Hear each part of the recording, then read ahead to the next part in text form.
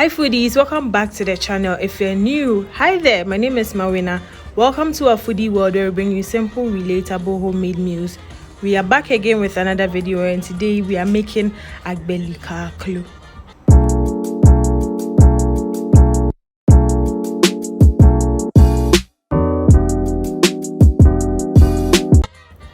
We are still celebrating Ghana month on food stories, and today we go all the way to the Volta region.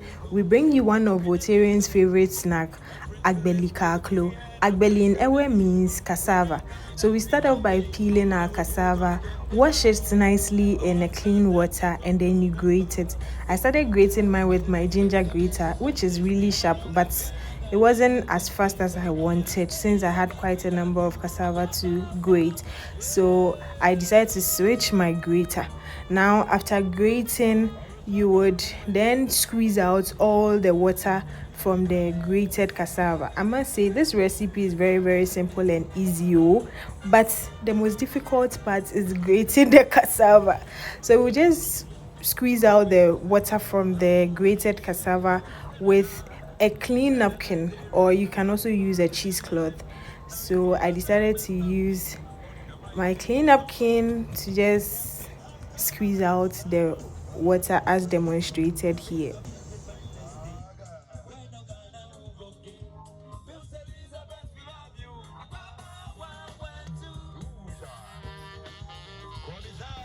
After squeezing the water out, you don't throw the water away. You can use it for banku.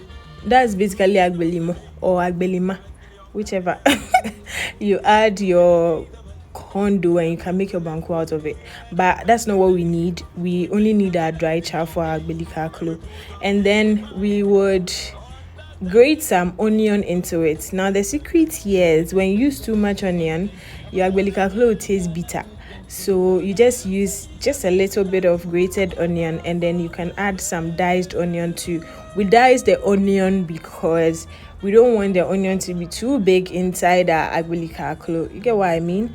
Then we'll add salt to taste. Also, if you don't measure your salt properly, you will end up with salty Agbeli Kaklo. So you need to be very careful on the salt as well. You mix all together to make sure the salt and the onions are well mixed with your dry chaff, and then we'll mold it. Now, if you've ever eaten Agbeli Kaklo, you can see that it's crunchy on the outside but soft in the inside. This trick is because you don't mold it too tight. You just mold in a way that it will hold into a ball, but not too hard. I don't know if I make sense. Yeah. So when you're done, you heat your oil and then you fry. Can't you see this recipe is very simple? You really need to try this at home. It's very easy to make as well. And once your oil is hot, you fry your Agbeli Kaklo. But make sure you fry on medium heat. If not, you get burnt Agbeli Kaklo and it won't even be ready on the inside. So fry on a medium heat so that it can be crunchy on the outside and soft in the inside.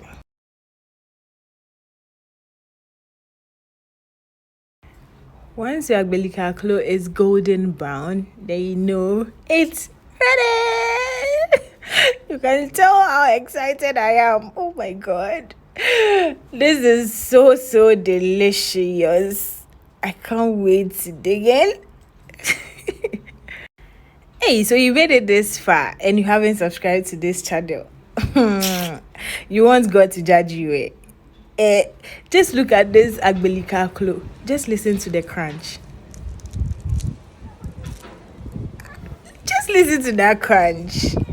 And it's so soft in the inside. Please subscribe, share with your friends and family, and then leave a comment. I love reading your comments. And thank you so much for watching. I'll see you in my next video.